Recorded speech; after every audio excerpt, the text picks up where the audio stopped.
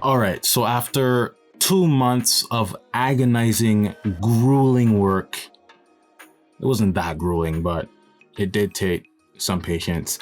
I've completed the staircase for episode 1, part 2, and I've begun filming as well, as those of you who like follow along on Facebook and stuff would know. I'm gonna be showing you how I made this, of course, and at the end, I will show you some video and footage of stuff like with the staircase posed with action figures, and so you can get a closer look at the detail and stuff like that. And of course, as usual, I will put links to everything you need to make this in the description, or a comment for anyone who wants to make their own staircase or buy materials and stuff like that. So let's begin. All right, so first you're gonna need some Mod Podge, some brown paint, black paint, water, a cup or something, and a brush. You're gonna also need a pencil or something to like a pen, a wire brush or a metal brush, X-Acto knife, and a ruler, preferably a metal ruler, but I have a wooden one. And I wasn't gonna just buy a huge metal ruler for this. You're also gonna need XPS foam, of course. Each of these foam boards is 12 by 12 inches and half an inch thick. I should also mention, I'm gonna leave links, of course, in the description for everything. But if you do purchase using that link, I recommend you go with a company called Eagle Electronics, I believe is their name, because their board is much better quality than the other company I purchased from in the past. And I'm gonna put the name on the screen so you know, like I don't recommend the board that they gave me. Eagle Electronics is much better. And you saw just now the plan, of course, of like basically the blueprints of the staircase. I did end up having to modify that plan or those plans because this honestly was very mathematically complicated. Trying to convert this into action figure size and then making sure that the staircase was not too big to fit on my diorama or not too small and all that stuff, I ended up changing the staircase plan, like numbers and math and all that. And so the base originally was intended to be 18 inches long, 6 inches wide, but it ended up being 16 inches long instead of 18 inches long. So I took 2 inches off of the front of that. And the staircase was originally going to be 18 inches tall, but the final result was about 14 inches tall. Okay, so I did make some changes, and each of the steps is 2 inches 2 inches in thickness, right? And of course half an inch tall because that's the size of the board.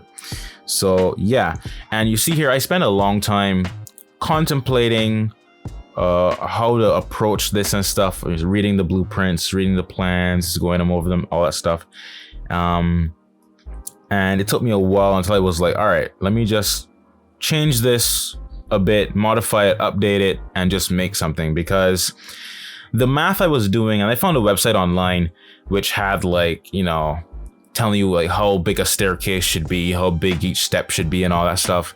And I tried converting that to action figure size 1/6 scale, and it was getting 1.2 this decimals. I was getting decimals and all. I was like, you know what? I don't have the time to be working in decimals. Okay, so I was like, you know what? Each step is 2 inches. Let that be it. Done with that. Okay. And so I actually marked what I like to do when I'm constructing stuff. I like to use my marker to actually write what each piece that I cut is for, okay? And I'm pretty sure that right now, what I'm doing is I'm cutting one of these boards in half because half of it will be used for the base, which is going to be comprised of one of these and then a smaller square piece. So yeah, it says cut in half right there is what I'm doing right now. And yeah, with the X-Acto knife, I should mention too, if you go very slowly, and very gently, continuing cutting multiple times slowly through the board, you'll get a much smoother and better quality cut. I was not as patient as I should have been with cutting, and I was you see it sped up. This is not how fast I move in real life, of course. But I did move a bit quickly because I wanted to just get it over with. I want to just get to the animation. I'm like, let me just get a staircase done. It was kind of holding me back from getting to the animation part. But if you move very slowly, you get a much smoother cut. And because I didn't move as slowly as I should have, I ended up having to do some sanding afterwards, at least more sanding than I normally would, because some of the cuts were very jagged. But if you move very gently, you'll get a much better cut. Yeah. And I don't think I have to comment on everything I do here. So don't expect me to be like, National Geographic, just like, constant talking. But when I feel something is necessary to talk about, I'll chime in. All right.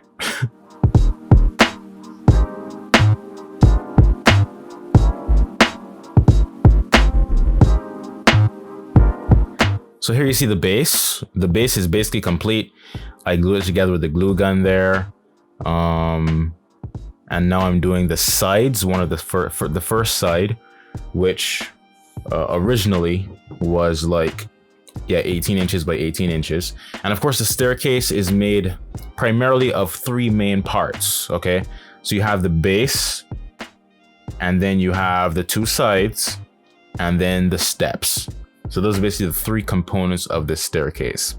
Now I'm pretty sure someone suggested that there was a different way to construct a staircase. I can't remember what he said exactly, but this is how I ended up doing it. Just making the 2 sides, and I'm gonna cut the pattern of the steps out of the side of both sides, and then lay the planks essentially, which I will also cut along those 2 sides to join them, right? And yeah, more gluing. Yeah.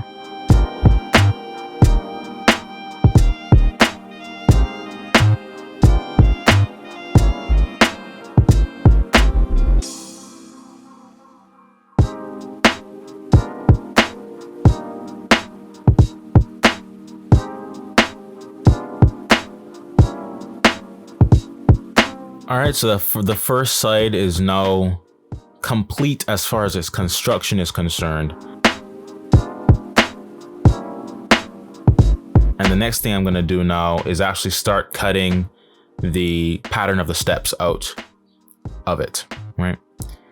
And this part was kind of challenging because it was like hard to make sure my ruler was straight and stuff, but then ultimately it doesn't have to be perfect. I'm not like selling this to somebody or doing commission work or something. I just need it as basically a prop for my animation, so it doesn't need to be perfect. But once it looks good enough, that'll be totally fine. And if you notice here, actually, I ended up not needing. Well, oh yeah. Right, so I cut it in half here, and ideally, it would have been great if like I could cut it in half like that, and then I just use that one side as both sides, but they were very uneven, and I was like, I'm not gonna, spend all that time trying to make them even. I just make another side and cut that properly, right?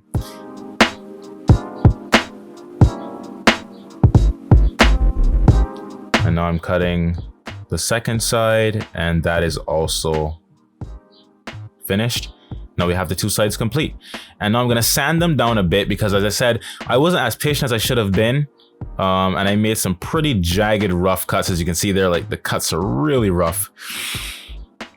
But with the sandpaper, that was pretty much taken care of. So it wasn't really a big issue. And I highly recommend, if you're working with XPS foam in a way that will cause like there to be dust and stuff, wear some kind of mask. Preferably even like open your window or do this outside, because I've heard it's not very good to inhale the dust from XPS foam, right? So that's why I'm wearing a mask right there. And now the 2 sides, yeah, I got them right there on the base, and I'm gonna glue them to the base now, I believe. Yeah, glue them down onto the base. All right, the first one is there, and now the second one. Yeah. And now what would be next is actually the steps, right? Or planks, whatever you want to call them. Yeah. Now I'm getting a little hungry, so I'm probably gonna start eating soon, just to take a bit of a break. You saw the food container there. And this took place over the course of several, I think more than 1 month. I didn't do this all in one day. If I hadn't sped the footage up, I think I actually sped up 1,000 times, the video would be like 2 hours long. So it took me in total approximately 2 hours. When you use the X-Acto knife the right way, smooth finish. So clean that is. When you take your time and you have patience, right? when you're eating mayonnaise or anything, you want to make sure you get all your money's worth of that mayonnaise. That's at least I do. Okay, even if I'm done with the bottle, I like cut the bottle open with a knife and like scoop out what's left in there. I'm getting all my money's worth. Okay, no mayonnaise left behind. And that's actually a vegan mayonnaise, which actually tastes pretty much just as good as regular mayonnaise, so recommend it.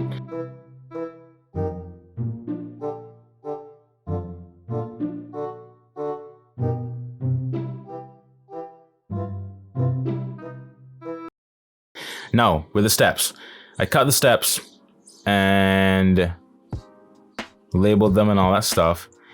And we're going to basically, you know, apply them onto the sides there.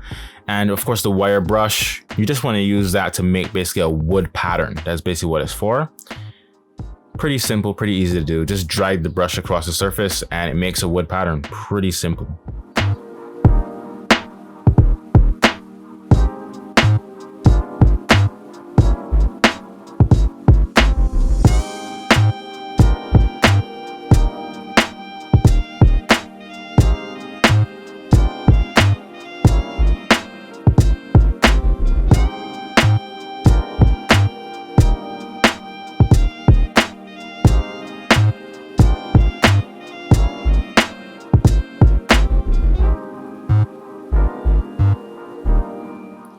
So right now they're about, let me see, 1, 2, 3, 4, 5, 6, 7, 8 steps or something.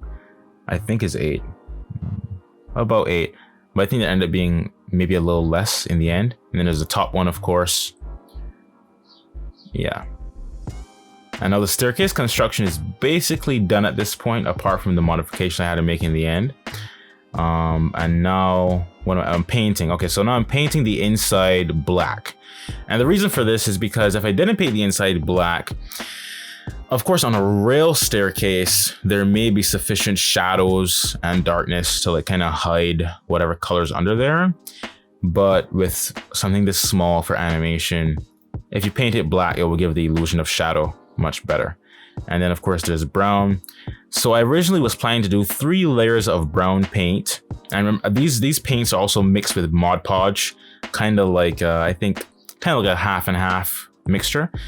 And I was originally going to do 3 layers of brown paint, but I really liked how the steps looked after the first layer, so I left the steps alone.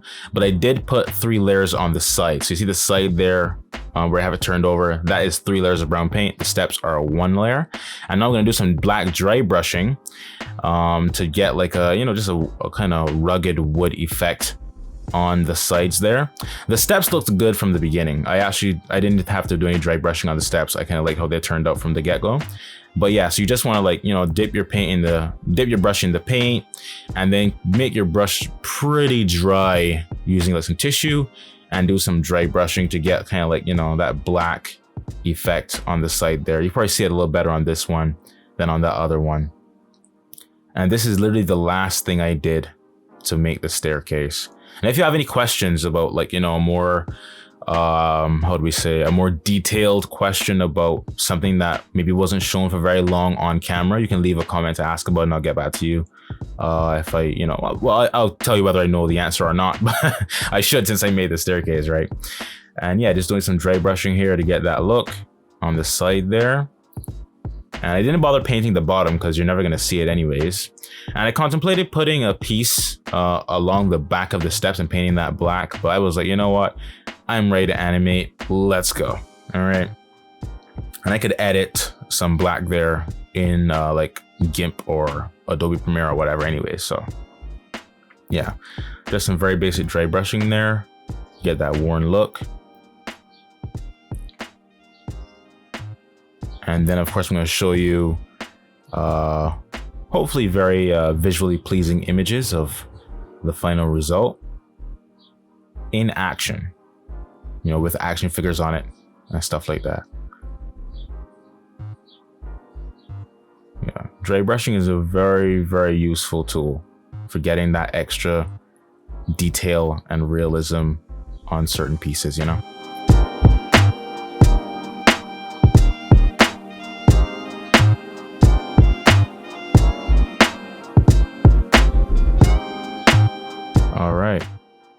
believe that is it. I'm gonna give you a little thumbs up.